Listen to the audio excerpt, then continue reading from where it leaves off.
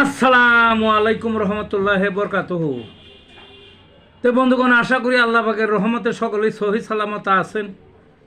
তো কবি Gazi Akkas Ali YouTube channel 017140885009 এর পক্ষ থেকে আপনাদের সকলের প্রতি রইল একান্ত আন্তরিক শুভেচ্ছা ও ভালোবাসা। তো বন্ধুগণ, এখন আপনাদের সামনে যে বয়ানটা রাখবার চেষ্টা করব, বয়ানটার নাম হলো ইলেকশনে দলীয় ইশতেহারে ঘাটতি কি। এই যে ইলেকশনটা হয়ে গেল দুদিন আগে, এই ইলেকশনে সব দলেরই দলীয় ইশতেহারে একটা ঘাটতি মারাত্মকভাবে লক্ষ্য করা গেছে। সেটা কি? সেটা হলো এই যে দেশে যে ভিক্ষুকের একটা বড় সমস্যা, এটা নিয়ে কোনো দলেরই কোনো ইশতেহারে ছিল না।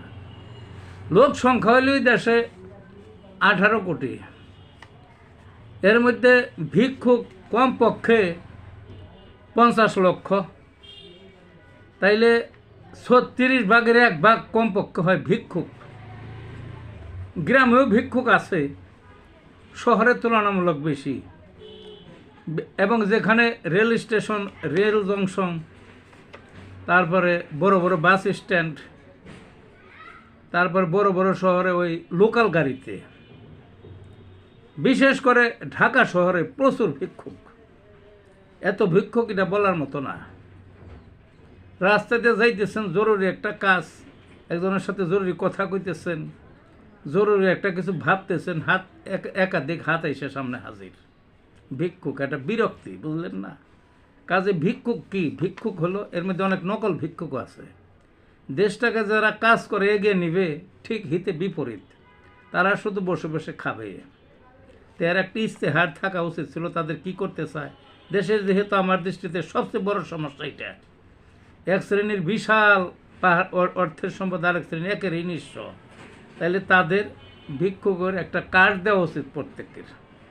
যারা এর মধ্যে ওই সক্ষম কাজ করতে, তাদের যার যার নিজ নিজ ঠিকানায় নিয়ে উপযোগী কাজ দেওয়া, অর্থাৎ পুনর্বাসন করা। আর যারা অক্ষম শারীরিক এবং মানসিকভাবে, তাদের ওই যে কার্ডের কথা বললাম না, কার্ড দেবে, তাদের একটা মানুষের বা তার পরিবারটা চলতে যা লাগে প্রত্যেক মাসে সেই পরিমাণ ভাতা দেওয়া হবে। এইটাই দিতে হবে। এর জন্য ভিক্ষুকের একটা নির্দিষ্ট মন্ত্রণালয়, একজন ভিক্ষুক মন্ত্রী ইত্যাদি থাকা উচিত ছিল ইশতেহারে, বুঝলেন? মারাত্মক ঘাটতি। কাজে এই ভিক্ষুকের যে দেশের সবচেয়ে বড় সমস্যা, হারে হারে টের পাই ঢাকা থেকে আমি, এই সমস্যাটা রয়েই গেল, কেউ ওর চোখেই পড়লো না, কোনো রাজনৈতিক দলের চোখেই পড়লো না।